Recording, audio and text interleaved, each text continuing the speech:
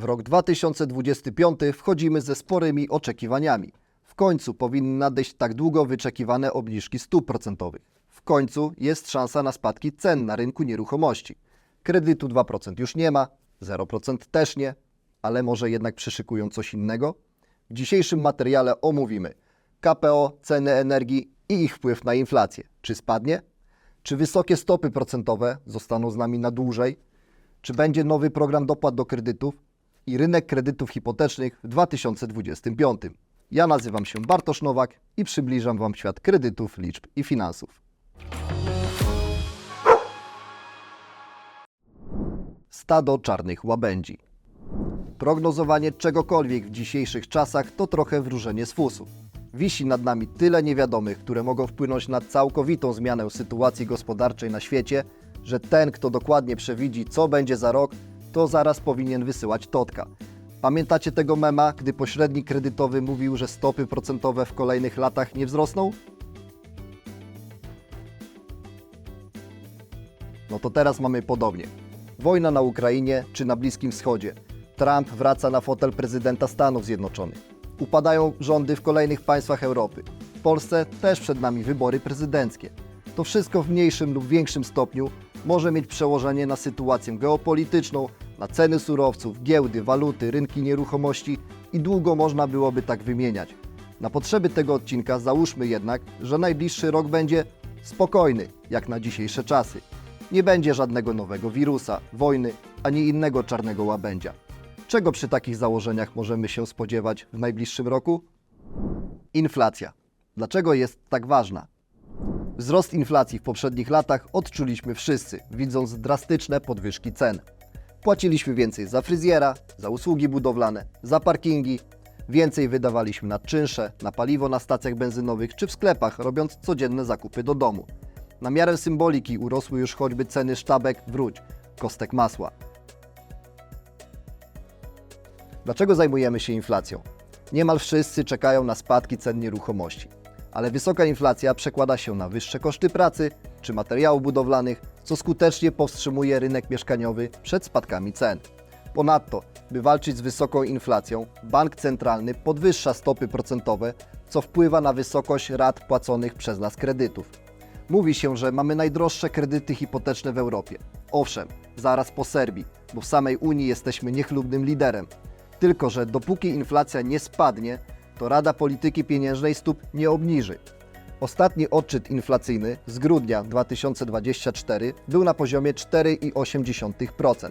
Przypominamy, że cel inflacyjny NBP to 2,5% z odchyleniem plus minus 1%. Możemy więc przyjąć, że na poziomie 1,5 do 3,5 punkta procentowego. Jak widać, nadal jesteśmy sporo powyżej. Inflacja 2025. Czy ceny spadną? Gwoli wyjaśnienia.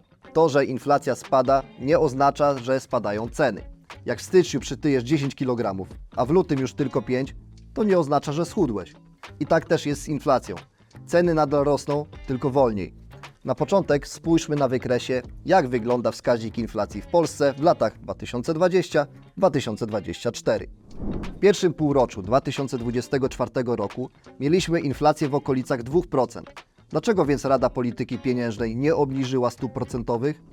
Bo niskie ceny były spowodowane tymczasową obniżoną stawką VAT na żywność i zamrożeniem cen energii dla gospodarstw domowych.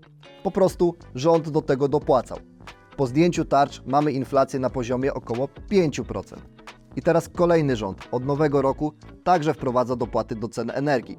Całkowitym zbiegiem okoliczności jest fakt, że dopłaty będą do momentu wybrania nowego prezydenta Rzeczypospolitej. No co za przypadek. Można więc śmiało założyć, że do tego momentu znowu zobaczymy spadki inflacji, a potem od września prawdopodobnie skokowy wzrost. Czy Rada Polityki Pieniężnej obniży stopy wcześniej, wiedząc, że rzetelną informację na temat inflacji zobaczą dopiero po wakacjach? Kolejnym czynnikiem, o którym rzadko się wspomina, a na który często reagujemy entuzjastycznie, jest odblokowanie środków z KPO. W przyszłym roku Polska planuje wydać na inwestycje 120 miliardów złotych, z czego 90 ma pochodzić z Krajowego Planu Odbudowy. Dodatkowy pieniądz w obiegu krótkoterminowo może mieć proinflacyjne skutki. Więcej pieniądza to spadek jego wartości. Jeśli chcecie w przystępny sposób dowiedzieć się, skąd się bierze inflacja, to obejrzyjcie Kaczora Donalda. Nie śmiejcie się, naprawdę polecam. Link znajdziesz w opisie filmu. Dużo pieniędzy może coś zniszczyć? Od kiedy? Zrozumcie, jeśli każdy ma brud pieniędzy, ceny idą w górę. Na rynku gromadzi się coraz więcej pieniędzy bez pokrycia i robi się bałagan. Tyle pieniędzy! Według projekcji Narodowego Banku Polski z listopada 2024 roku przyszłoroczna inflacja spodziewana jest na poziomie 5,7%, zaś z uwzględnieniem zamrożenia cen energii 4,3%. Cel inflacyjny ma być osiągnięty dopiero w roku 2026 2,8%. Stopy procentowe. Kiedy wreszcie spadną?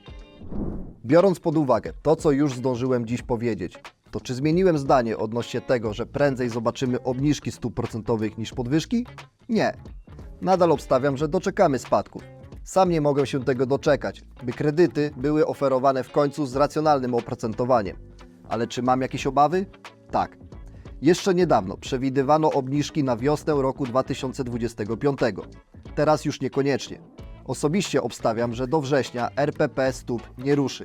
Raczej dopiero na koniec roku. Jestem też sceptyczny odnośnie samej dynamiki spadków. Niestety, perspektywa stale rosnących cen energii powoduje, że inflacja może nie spadać tak szybko, jakbyśmy tego oczekiwali. Czy coś jednak przemawia za tym, że kredyty stanieją? Stopy procentowe. Argumenty za spadkami. No dobrze, to czemu stopy mają spadać? Skoro jest tyle obaw. Bo nadal argumentów za tym jest po prostu więcej. Choć dopłaty do cen energii trochę zaburzają obraz, to jednak inflacja jest w trendzie spadkowym. I więcej wskazuje, że jednak możemy spodziewać się jej dalszych spadków. Europejski Bank Centralny czy Fed w Stanach Zjednoczonych już obniżają stopy procentowe. Jeśli nasz bank centralny chce zachować stabilność naszej waluty i jednocześnie wesprzeć rodzimych eksporterów, to także należy się spodziewać obniżek stóp z naszej strony. Realna stopa procentowa, czyli zestawienie głównej stopy procentowej i inflacji, od początku 2024 roku jest dodatnia. Widzimy to na wykresie, który wyświetla Ci się na ekranie. Aktualnie główna stopa procentowa, tzw. referencyjna, na moment nagrywania odcinka, styczeń 2025, jest na poziomie 5,75%. Inflacja zaś poniżej 5%. Robi się więc już przestrzeń do obniżek i wkrótce takie powinniśmy zobaczyć. Nadal jednak zasadne jest pytanie, kiedy i w jakim tempie będą obniżać. Dopłaty do kredytu w 2025. Kredyt na start, czy inaczej mówiąc 0%, mający zastąpić bezpieczny kredyt 2%, można już spisać na straty. Rząd nie przewiduje na to pieniędzy, nie ma poparcia społecznego, ludzie bardziej boją się dalszych wzrostów cen, ale prawdopodobnie coś będzie. Według wypowiedzi ministra rozwoju i technologii Krzysztofa Paszyka, rząd pracuje nad rozwiązaniem, coś a la Mieszkanie dla Młodych 2.0. Przypomnę, że program ten polegał na dofinansowywaniu wkładu własnego podczas finansowania zakupu nieruchomości kredytem hipotecznym. Biorąc kredyt mogłeś dostać 10, 20, nawet 30% dopłaty do wkładu własnego z Banku Gospodarstwa Krajowego. W zależności od tego, ile miałeś dzieci, w jakiej lokalizacji nieruchomość kupowałeś i o jakim metrażu. Wydaje się, że tym, co przekonuje rządzących, by stworzyć program, coś na wzór popularnego w latach 2014-2018 MdM-u, jest fakt, że nie spowodował on zbytnich wzrostów cen na rynku nieruchomości. Szerzej o tym, jak poprzednie programy dopłat do kredytów wpływały na ceny nieruchomości, mówiłem w odcinku 8, który właśnie wyświetla Ci się na ekranie. Link znajdziesz także w opisie filmu. Szereg limitów ceny maksymalnej za metr kwadratowy, limitów metraży kupowanych mieszkań, czy ograniczenia samej puli kredytów spowodowały, że nikt w tym czasie o żadnej bańce na rynku nieruchomości nie wspominał. Na ten moment jednak nie mamy żadnych konkretów, więc będę się tym tematem zajmował, jak już poznamy jakieś szczegóły. Rynek kredytów hipotecznych 2025. Jak więc będzie wyglądał rynek kredytów hipotecznych w tym roku? Według mnie stabilnie. Średnie zarobki Polaków rosną, a co za tym idzie zdolności kredytowe. Ludzie przyzwyczaili się do wysokich cen kredytów, choć nie każdy jest w stanie takie zaakceptować. Jest więc popyt na kredyty, ale jest on umiarkowany. Co ciekawego może wydarzyć się w roku 2025? Dwie rzeczy, które omówiliśmy, czyli długo wyczekiwane obniżki stóp procentowych i ewentualne ogłoszenie nowego programu dopłat do kredytów. Trzecim aspektem, o którym warto wspomnieć, jest refinansowanie kredytu. Już niemal co szósty aktualnie udzielany kredyt hipoteczny jest przeznaczony na spłatę innego kredytu.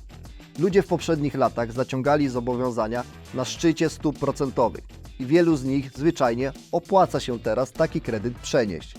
Ewentualna obniżka stopy referencyjnej tylko zwiększy potencjalną liczbę zainteresowanych. Zaryzykuję stwierdzenie, że najbliższe 2 lata będą rekordowe pod kątem wartości przenoszonych kredytów. Jeśli chciałbyś sprawdzić, czy w Twoim przypadku przeniesienie kredytu do innego banku jest opłacalne, to napisz do nas maila na biuro@finansowyogar.pl. Adres mailowy znajdziesz w opisie filmu. Dzięki za wysłuchanie dzisiejszego odcinka. Jeśli chcecie być na bieżąco ze światem kredytów, liczb i finansów, to zapraszam do śledzenia mojego bloga finansowyogar.pl i subskrybowania kanału. Do zobaczenia w następnym odcinku. Cześć!